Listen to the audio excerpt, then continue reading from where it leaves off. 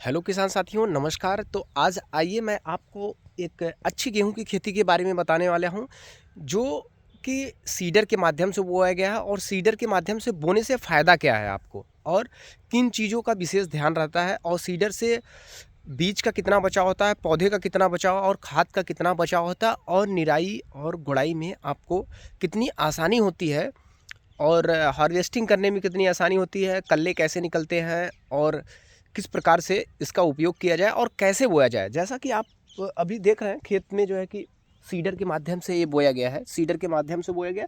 Cedar के माध्यम से बोने से किसान साथियों दो से चार ऐसे फ़ायदे हैं जो बहुत ही इम्पोर्टेंट हैं। तो आप वीडियो में अगर नए हो तो पहले वीडियो को लाइक कर लें और चैनल को सब्सक्राइब कर लें दोस्तों। तो मैं और आपको अच्छी से अच्छी बात बताने वाला हूँ कि आप अगर गेहूं की खेती करते हैं तो सबसे पहले नए बीज का उपयोग करें आप। और दूसरा चीज़ कि अगर सीडर का उपयोग करते हैं तो आपको हार्वेस्टिंग करने में और सिंचाई करने में इसकी और खाद पानी देने में बड़ा आसानी होता है दोस्तों। तो आइए दोस्तों, आज मैं आपको बहुत अच्छी बात बताने वाला हूँ। तो किसान साथियों, जो मैं आपको आज बता रहा हूँ वो सीडर के माध्यम से जो गेहूँ बोया गया है, आप अभी देख रहे होंगे लाइन से कि ये सीडर के माध्यम से बोया गया है। और सीडर के माध्यम से बोने से 2 से 3 कुछ ऐसे इम्पॉर्टेंट फ़ायदे हैं जो किसानों के लिए बहुत ही लाभदायक और बचत हो सकता है दोस्तों किसानों को। तो पहला फ़ायदा ये है दोस्तों कि सीडर से बोने से पहले हमें क्या करना चाहिए खेत में। तो सबसे पहले खेत की एक अच्छी जुताई करना चाहिए। जुताई करने के बाद दोस्तों बेसल डोज का मतलब उसमें डीएपी, सल्फर और पोटास का उपयोग करना चाहिए। ये प्रति एकड़ का मैं रेशियो बता रहा हूँ आपको। 50 किलो डीएपी, 25 किलो पोटास और 6 किलो सल्फर प्रति एकड़ आप जो है कि यूज करेंगे दोस्तों। तो उसमें बेसल डोज देने से फ़ायदा ये है दोस्तों, शुरुआती दौर से ही गेहूं में जो पोषक तत्व की कमी होती है उसको वो पूरा कर देता है और ऑक्सीजन लेवल मेंटेन रखता है। पोटास, कैल्शियम, पोटेशियम जो भी ज़रूरत होता है वो पूरा हो जाता है दोस्तों, वो पूरा हो जाता है। तो ऐसे कंडीशन में किसान भाइयों को करना क्या है और किस प्रकार से खेती करना है, तो मैं आज आपको बता रहा हूँ।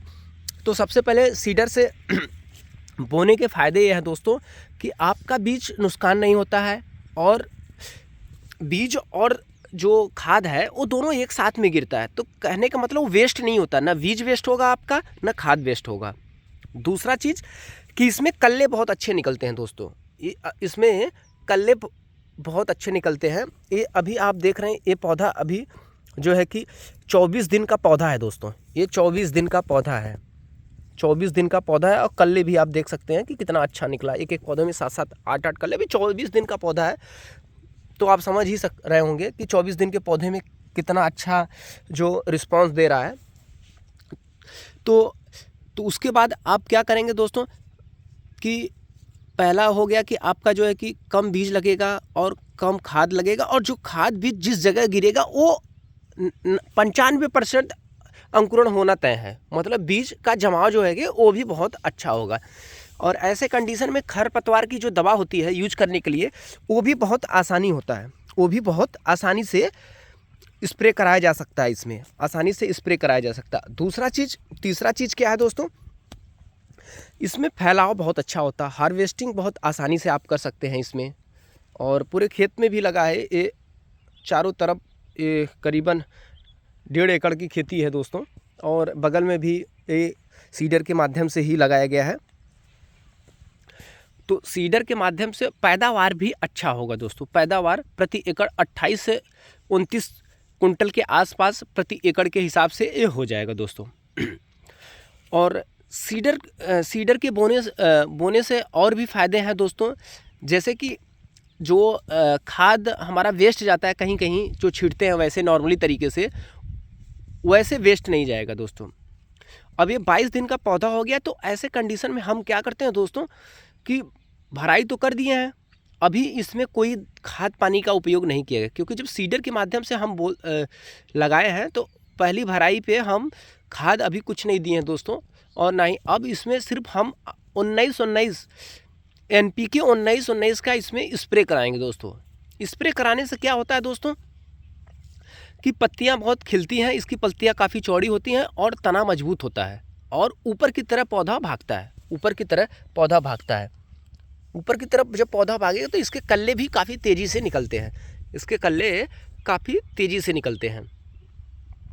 उसके बाद जब पौधा आपका जब दूसरी भराई पे आप आएंगे तो उस कंडीशन में हम क्या करते हैं, तो दूसरी भराई पे आप आते हैं तो दूसरी भराई के बाद दोस्तों आपको सल्फ़र और बोरान का स्प्रे करना है, सल्फ़र और बोरान का स्प्रे करना है और यूरिया का ज़मीन के माध्यम से यूरिया को देना है। और सल्फ़र और बोरान का 6 से 7 दिन का गैप करके 6 से 7 दिन का गैप करके आपको स्प्रे के शेड्यूल स्प्रे के माध्यम से देना है, न कि ज़मीन के माध्यम से, स्प्रे के माध्यम से देना है। तो कुछ किसान साथी होंगे जो दवा अरे खाद के साथ जैसे यूरिया के साथ पोटास और सल्फ़र मिला के दे देते हैं, तो नहीं, थोड़ा सा बदलाव की ज़रूरत है दोस्तों। अगर पहला खाद आप देते हैं, पहली बार अगर खाद देते हैं तो आप उसके साथ दे सकते हैं, मगर यदि दूसरी बार आप खाद दे रहे हैं और वो भी आप सीडर के माध्यम से खेती किए हैं तो आपको स्प्रे करना बहुत ज़रूरी है। बोरान का स्प्रे बहुत ज़रूरी है दोस्तों। बोरान से पौधे में लाइट होती है और चमक आता है। और सल्फ़र से क्या होता है, पौधा बिल्कुल हरा भरा और काला बन जाता है दोस्तों, और देखने में खेती बहुत ही अच्छी लगती है।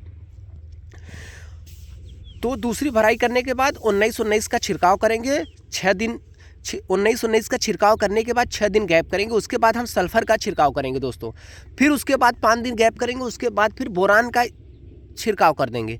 तो उसके बाद आपका पौधा आप देखेंगे काफ़ी स्वस्थ हो जाएगा और पौधा काफ़ी अच्छा आपको देखने में लगेगा। देखने के साथ साथ पौधों में एक हाइट होगी, कल्ले काफ़ी अच्छा फेंकेगा दोस्तों, और आपको खुद अनुभव हो जाएगा कि जो मैंने सीडर के माध्यम से खेती किया है अच्छा है, और उसके बाद जो बोरान का स्प्रे किया है और अन्य चीज़ों का DAP NPK 19-19 का जो उपयोग किया गया है वो किस माध्यम से और कैसा रिस्पांस रहा उसका भी मैं आपको दिखाऊंगा। अभी तो जो बताया मैंने ये 24 दिन का पौधा है, तो मैं पूरे इसके शेड्यूल के बारे में मैं बता दिया हूँ आपको। तो उम्मीद करते हैं दोस्तों कि वीडियो आपको ज़रूर अच्छा लगा होगा। यदि वीडियो अच्छा लगे तो दोस्तों हम उम्मीद करते हैं कि वीडियो को आप ज़्यादा से ज़्यादा सपोर्ट करेंगे और वीडियो को ज़्यादा से ज़्यादा लाइक करें।